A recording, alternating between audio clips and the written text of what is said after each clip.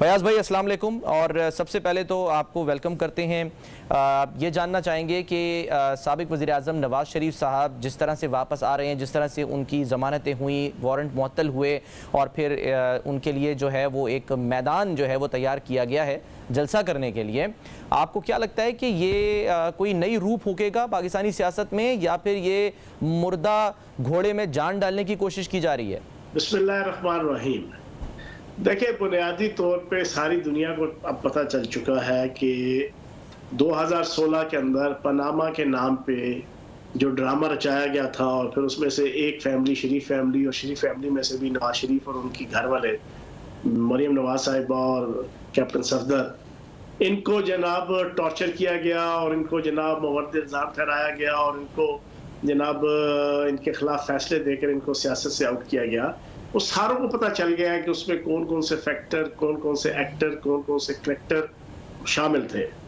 اب مسئلہ یہ ہے کہ میں سمجھتا ہوں کہ نواز شریف صاحب کا رائٹ ہے وہ واپس آئے،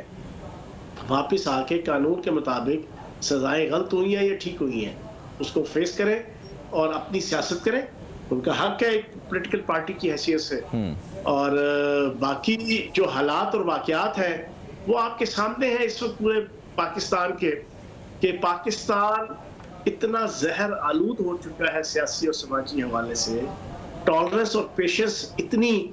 منیمائز ہو گئی ہے بلکہ مائنس میں جا چکی ہے،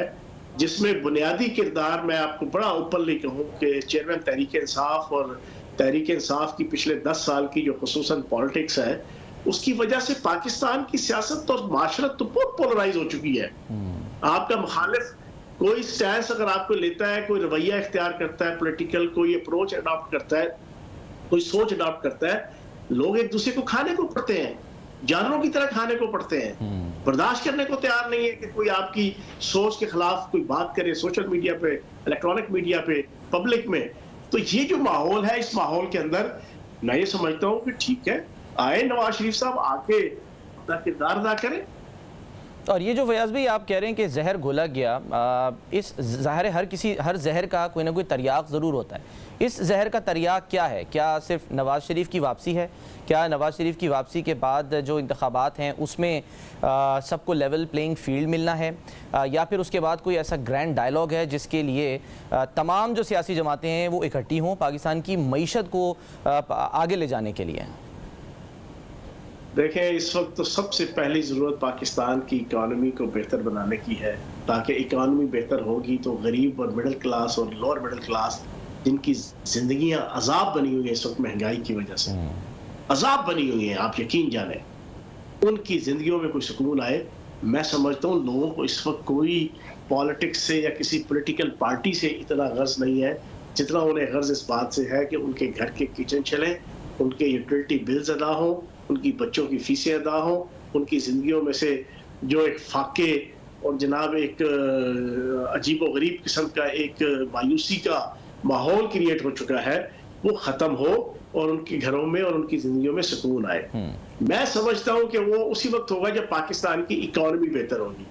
اور پاکستان کی اکانومی کو بہتر کرنے کے لیے جو general Asim Munir chief of the army staff کی قیادت پہ جو سعودی عرب اور خلیجی ممالک کے ساتھ 50-60 ارب سے لے کے 100 ارب ڈالر کا جو ایک پروگرام لانچ ہونے جا رہا ہے، میری تو دعا ہے کہ اللہ پاک خیریت سے اس کو مٹیریلائز کرے۔ وہ سلسلہ اگر شروع ہو جاتا ہے نومبر کے مہینے میں، دسمبر کے مہینے میں، تو پوری تندہی کے ساتھ پاکستان کی اسٹیبلشمنٹ سے لے کے پاکستان کے ارباب بست و کشاد کو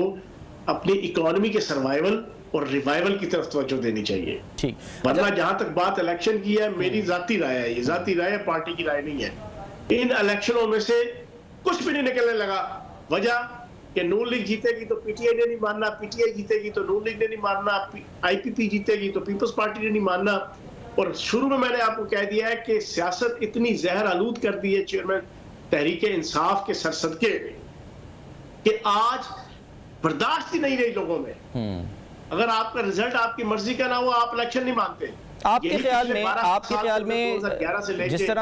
طرح سے معاملات جو ہیں وہ سموتھ ہو رہے ہیں، یہ ہوا کہ 9 مئی کا واقعہ اور پھر اس کے بعد جو سوشل میڈیا کے اندر آپ طوفان بدتمیزی دیکھتے ہیں،